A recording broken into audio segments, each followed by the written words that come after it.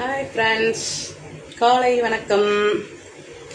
இன்னைக்கு என்ன வீடியோ பார்த்தீங்கன்னா, காலையில் வந்து டிஃபனுக்காக அதாவது உளுந்தங்களி செய்கிறோம்.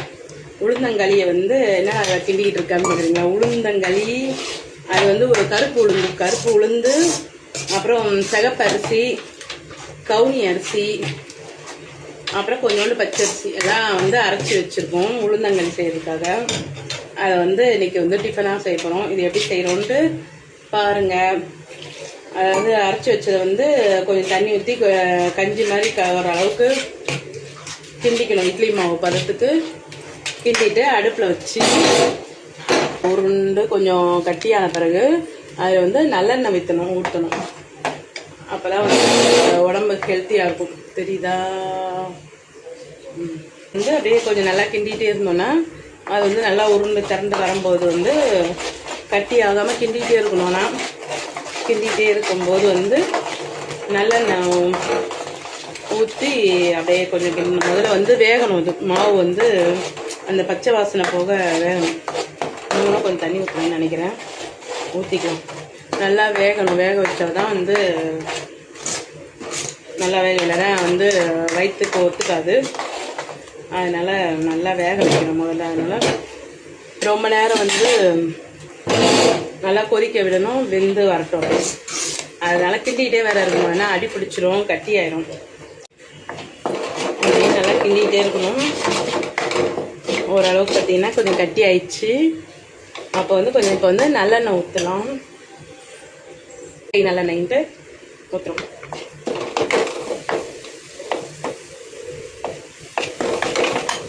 கொஞ்சம் ஸ்டவ் வந்து சிம்மில் வச்சிடலாம். ஏன்னா கட்டி ஆயிடுச்சு, அப்புறம் அடிக்கிட்டு வரனால கொஞ்சம் சிம்மில் வச்சிடலாம். அதை வச்சுட்டு அப்படியே கொஞ்சம் கிண்டிகிட்டு இருக்கணும். அப்போ தான் அடி ஒட்டாமல் இருக்கும். கொஞ்சம் கிண்ண பிறகு நமக்கு வந்து சிலருக்கு வந்து உப்பு பிடிக்கும், சிலருக்கு வந்து இனிப்பு பிடிக்கும்.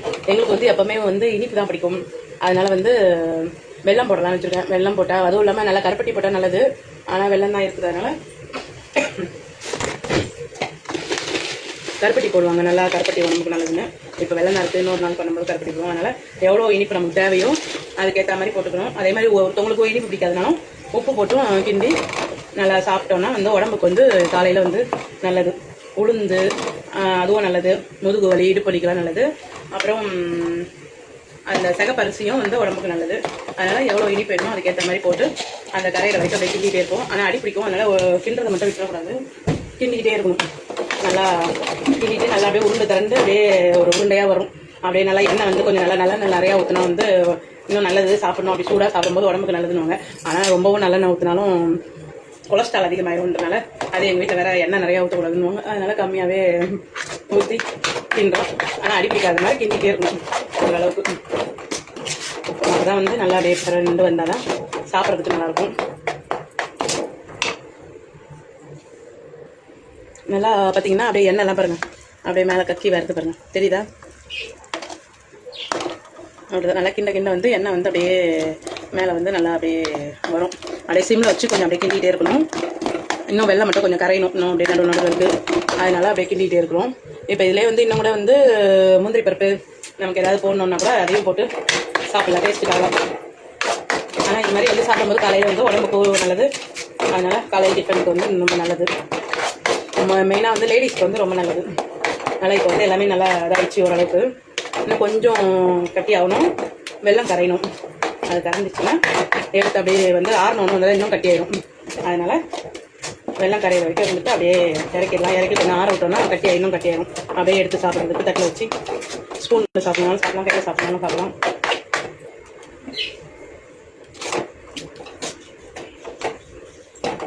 இது வந்து பெண்களுக்கு வந்து இந்த சலங்கான பெண்களுக்கு மெயினாக நிறையா செஞ்சு தருவாங்க. இந்த மாதிரி செஞ்சு கொடுத்து முட்டை அதெல்லாம் வந்து செஞ்சு கொடுத்தா வந்து அந்த நேரம் வந்து உடம்புக்கு நல்லது அப்படின்னு சொல்லுவாங்க. அதனால் இந்த மாதிரிலாம் செஞ்சு கொடுங்க. லேடிஸ்க்கு, சின்ன பசங்க 12 வயசுல இருந்து இருக்க பசங்களுக்குலாம் வந்து இந்த மாதிரி கொடுத்தா வந்து உடம்புக்கு நல்லது. எல்லாருக்குமே நல்லது தான்.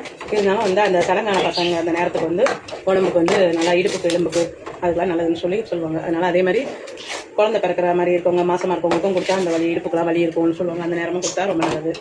அதனால் எல்லாத்துக்குமே வந்து கொடுத்தா வந்து நல்லா சத்தாக இருக்கும். போதும். இதனால அப்படியே ஓரளவு கட்டி ஆயிடுச்சு. இன்னும் 6 நவரை கட்டி ஆயிடும்.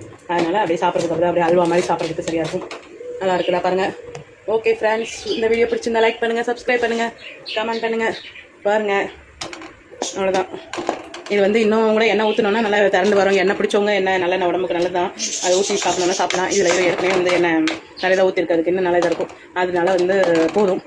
அவ்வளோதான், உளுந்தங்களி ரெடி ஆயிடுச்சு. சாப்பிட போகிறோம், வாங்க சாப்பிடலாம். Okay, bye friends.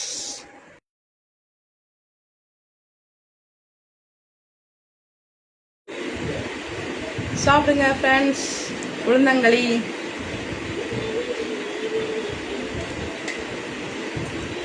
சூப்பராக இருக்கு. நீங்களும் ட்ரை பண்ணி பாருங்க. ஓகே, பாய்.